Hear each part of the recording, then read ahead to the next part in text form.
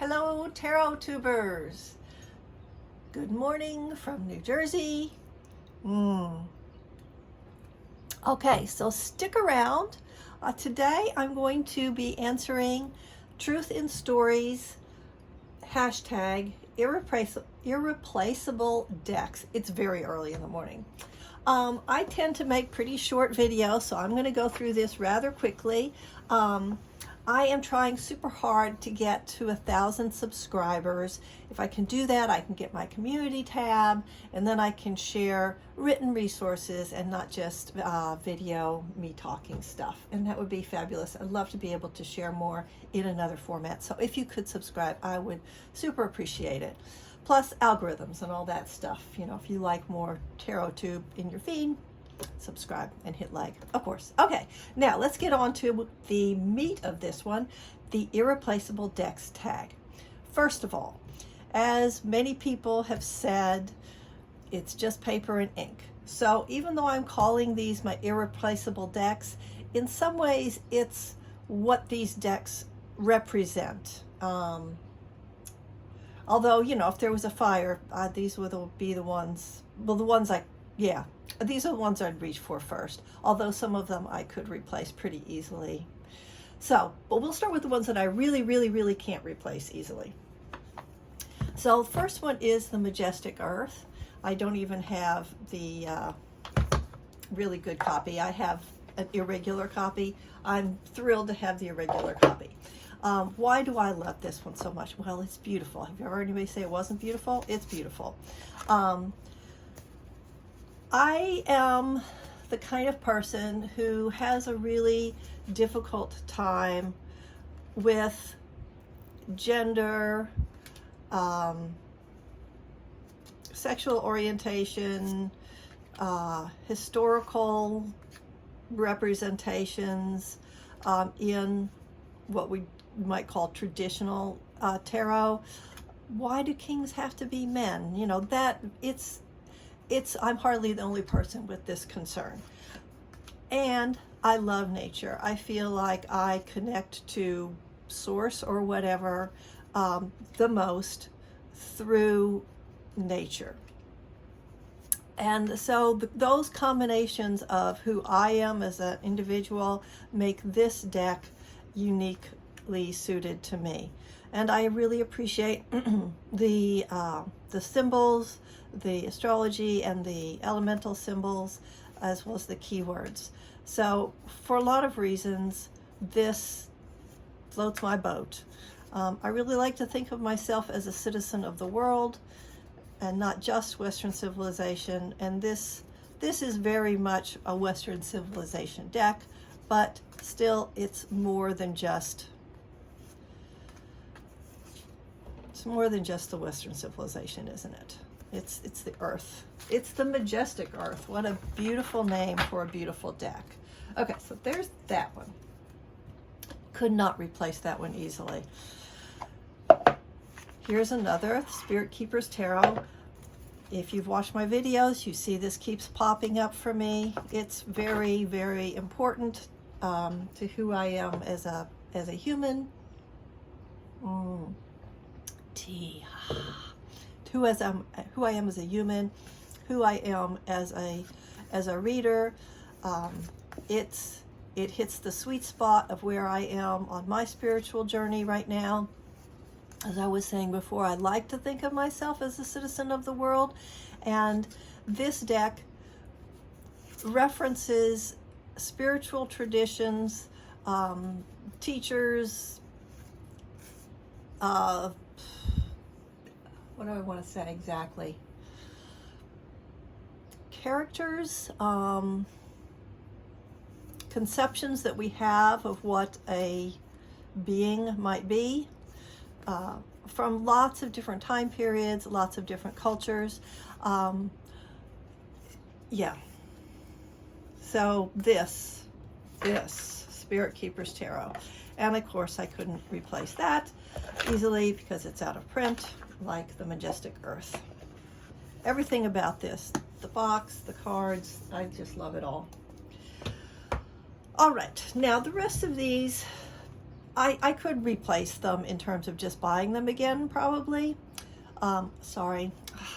My first mosquito bites of 2022. Yay me. So this hashtag came to my attention because I am taking a playing cards class with Miss Kelly, and I say Miss Kelly with the greatest of affection. Being from the South, she's the only person I know who does that. And I know I don't know her, but I'd love to. Anyway, this is the playing card deck that I mean, right now I'm just using a plain old bicycle, you know, from the drugstore. You can get them anywhere. But this is the deck that I will be using once I feel, excuse me, once I feel that I have really gotten my skills to where I want them to be. And the reason is this. First of all, it's a very, let me put these court cards out for you to look at. It's very clear. There's not a lot of illustration. Let's see, I can get this all going. Yeah, there's not a lot of illustrations in what we would call the pips.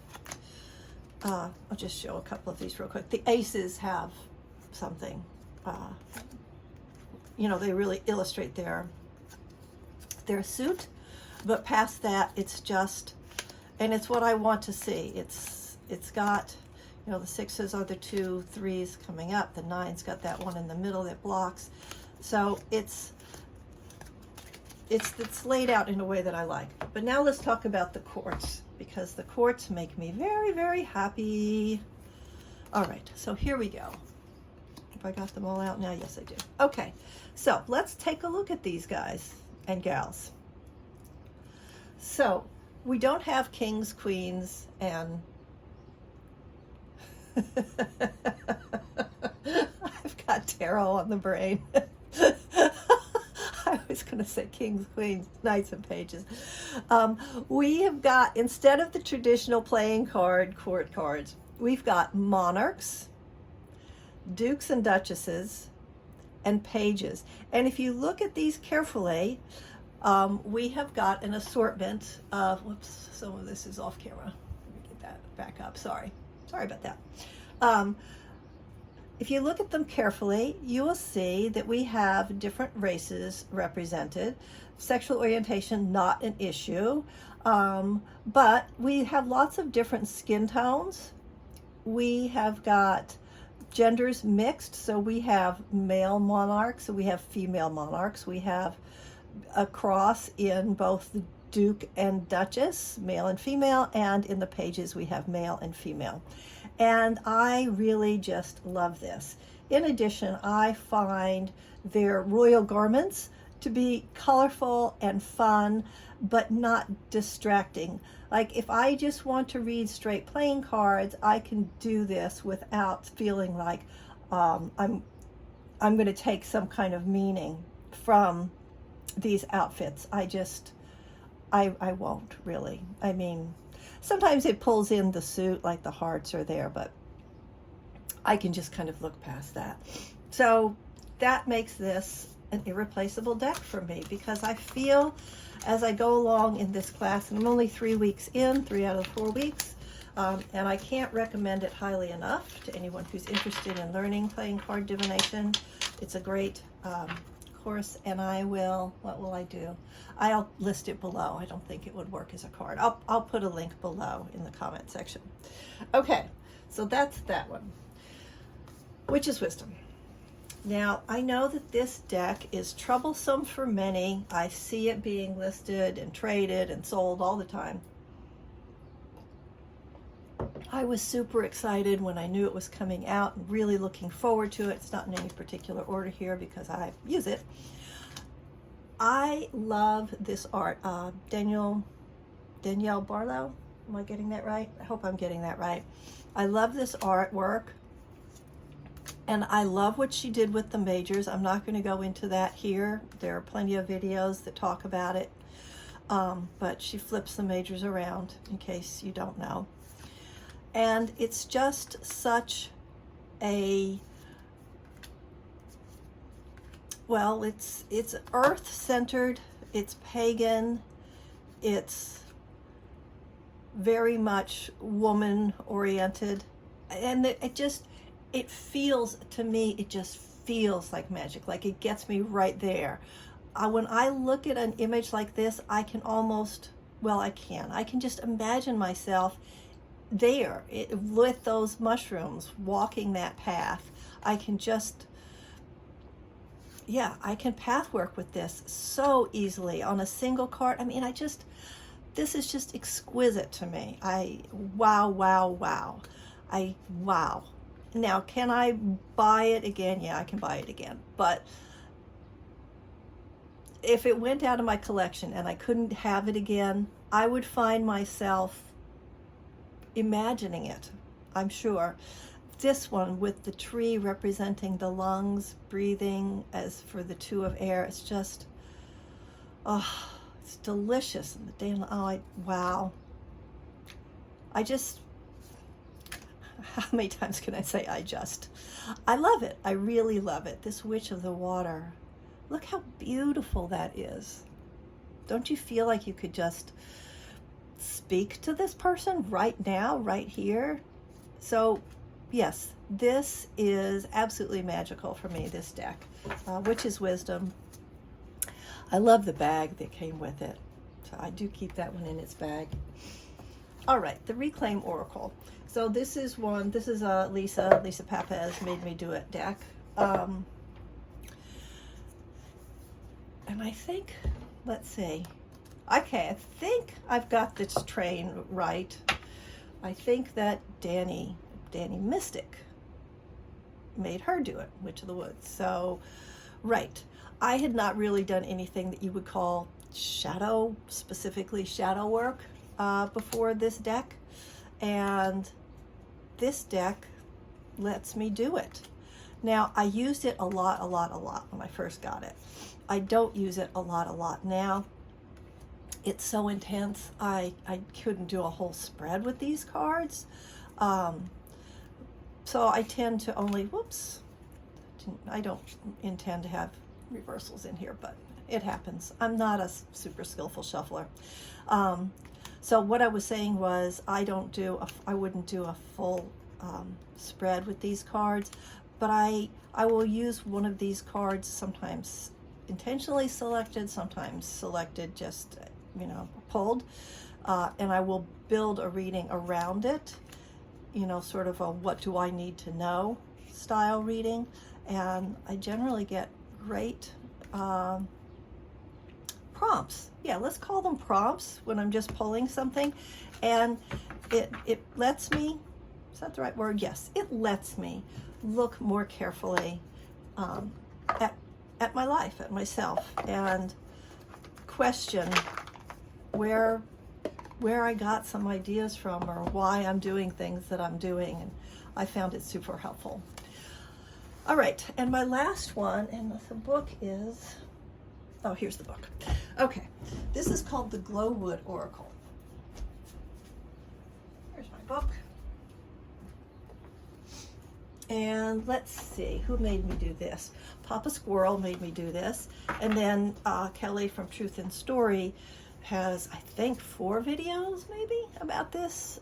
So since she started the tag, I will link her videos about this deck and let her explain it to you, because I do short videos and she does nice long ones.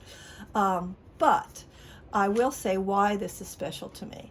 And I mentioned this earlier when I was talking about the Majestic Earth. Excuse me. I feel most connected when I am in nature. And I do notice all these things when I'm outside, when I'm walking around, when I'm looking, when I'm being aware. I notice all of these things. And in terms of the actual science of it, I know some stuff, but I don't know a lot. And this deck is letting me explore the relationships between these different amazing living things. And it doesn't have archetypes. It doesn't have, it doesn't have, woo! It doesn't have emotions like the Reclaim Oracle did. It doesn't have people. It's just about the network, the connectedness of things, and how things interact with each other and work with each other or don't. It's about the environment. It's about our beautiful living environment. And whoops, it's poetic in its own way. It's really complicated because it's its own system. I think the cards are fantastic. These colors are these are the colors you have in nature. Yes, there are some bright colors, but when it comes to really what's going on, this is what it looks like when you really stop and just stare at it. And that's fabulous. Pill bugs. When I was a kid, I loved pill bugs. All right, let's just say what they say about pill millipedes. We'll call it what it really is. Just so you get an idea, just in case you're not familiar with this deck and you want to learn more. So when you look it up in the book, you'll get all this information with the description and then the keywords. So if you want to just cut to the chase, you go to the keywords. Stuck in the past, a long research career, insularity, hermeticism, a long life, recycling, prepping, tolerance of intensity and strong energies despite a preference for the reverse, inwardly conservative and outwardly liberal, or vice versa. Huh. No wonder I like this bug. And its symbols are longevity, mobility, protective, strength, and transform. So the symbols are along the sides of this. So you will learn, and she has a little chart that you can, oh, this isn't the pretty one. I printed out a nicer one. This is my first draft. So you can look at this to read your symbols. So as you can see, it's as complicated as a tarot deck would be, but it's completely got its own system. It's its own system that I'm only partially through, so I can't say how super effective it has been. I've done, I don't know, maybe 20 to 30 readings for myself, not for anybody else, and I've really enjoyed them. So, and I can't imagine, like, how could this be replaced? This is like an entire world that's been built. All right, so let's do a quick review. We've got Majestic Earth, beautiful deck. We have, this is Tarot, Glowwood Companion and Oracle, Reclaim Oracle, Witch's Wisdom, a tarot deck, and QueenG playing cards, just a playing card deck. So those would be, like, yep, these are irreplaceable to me. Yep, that's it. I mean, my collection is surprisingly big for me, but you know, these are it. This is irreplaceable. Cannot replace these. So yep, that's it.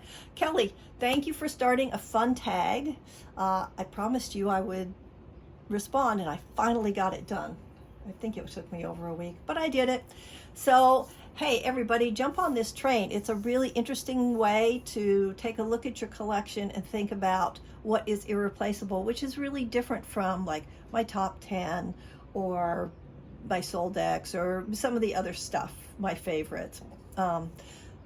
Yeah, it's a different way of looking at it, and it's kind of fun. It's intriguing. I really enjoyed doing it, and so thank you, Kelly at Truth and Story, for starting this. If you enjoyed this video and you want to help me, please help me get my 1,000 subscribers. Hit the subscribe button, ding ding, in the corner over here. If you liked it, hit the like button, all the things. Thank you for tuning in. I really hope you made it to the end. And if you don't make videos, leave something in the comments so you can play along. Leave something in the comments with your irreplaceable decks. Thanks for watching. Bye-bye.